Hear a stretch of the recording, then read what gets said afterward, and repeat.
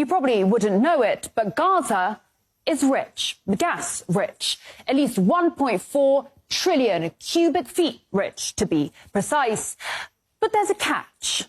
Geologists and natural resources economists have confirmed that the occupied Palestinian territory lies above sizable reservoirs of oil and natural gas wealth in Area C of the occupied West Bank and the Mediterranean coast off the Gaza Strip. To date, the real and opportunity costs of the occupation exclusively in the area of oil and natural gas have accumulated to tens, if not hundreds of billions of dollars. Back in 1999, the Palestinian authorities signed a deal with British Gas. Just off the Gaza coast, they struck it lucky, and 2 wells were drilled. That's Gaza Marine 1 and 2. It was a multi-billion-dollar gift from God, an economic boon both home and abroad. This is one of the key messages here today. There will be gas available for export.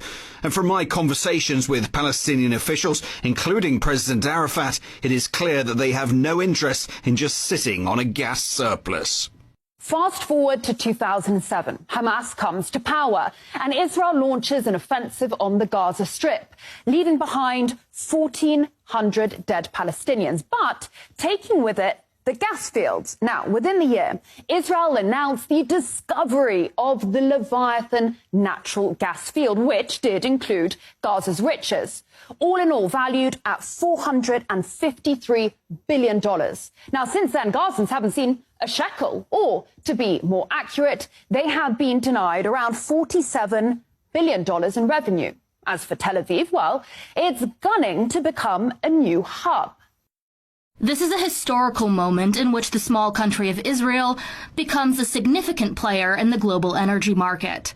The Memorandum of Understanding will enable Israel, for the first time, to export Israeli natural gas to Europe. And it is even more impressive looking at the significant set of agreements we signed over the last year, which position Israel and the Israeli energy and water sectors as a key global player. Let's just run through this then. At that moment in time, so we're talking 2022, Russian oil and gas was sanctioned. Iranian oil was sanctioned. Syrian oil fields were, and still are, illegally occupied by US forces.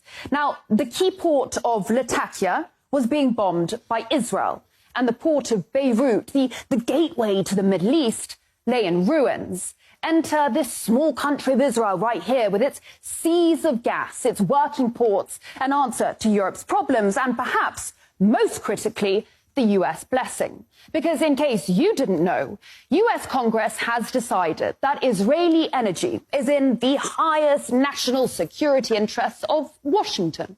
So DC was only too happy for Tel Aviv to become a key global player. After all, it had itself previously mulled over ways in which to make its 51st state a window onto Europe. Another interesting application of nuclear excavation would be a sea-level canal 160 miles long across Israel, connecting the Mediterranean with the Gulf of Aqaba and thus the Red Sea and the Indian Ocean.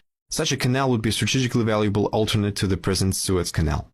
The Suez Canal is a gold mine. It connects the Mediterranean Sea to the Indian Ocean via the Red Sea. It is the link between Asia and Europe.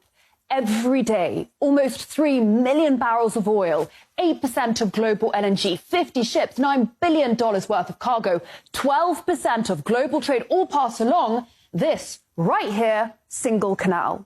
Remember in 2021 how a container ship ran aground in the Suez?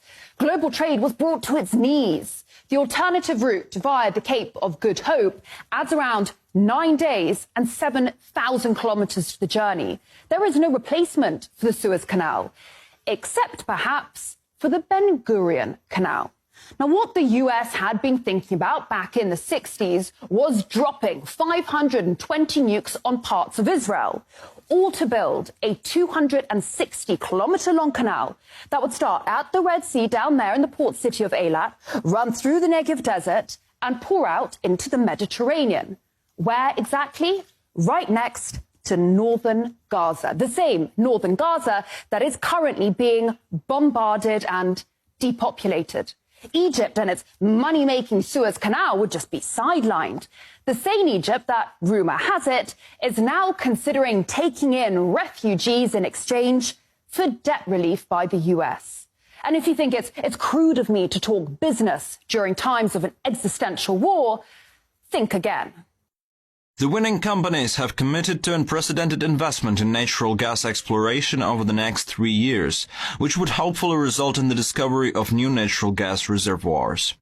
In recent weeks, Tel Aviv has handed out 12 new licenses to 6 companies, on top of the plan to tap more of the Gaza marine resources. This area is a strategic gold mine. The Israelis have their largest foreign base down the Red Sea, just off Eritrea. And here, a bit further down, Beijing has a naval base in Djibouti, a key piece in its enormous global infrastructure project, the Belt and Road, hated by London, Brussels and Washington alike. Always ask yourself, cui bono, who benefits? Because war is horror and war is hell. But never forget that war, above all else, is big business.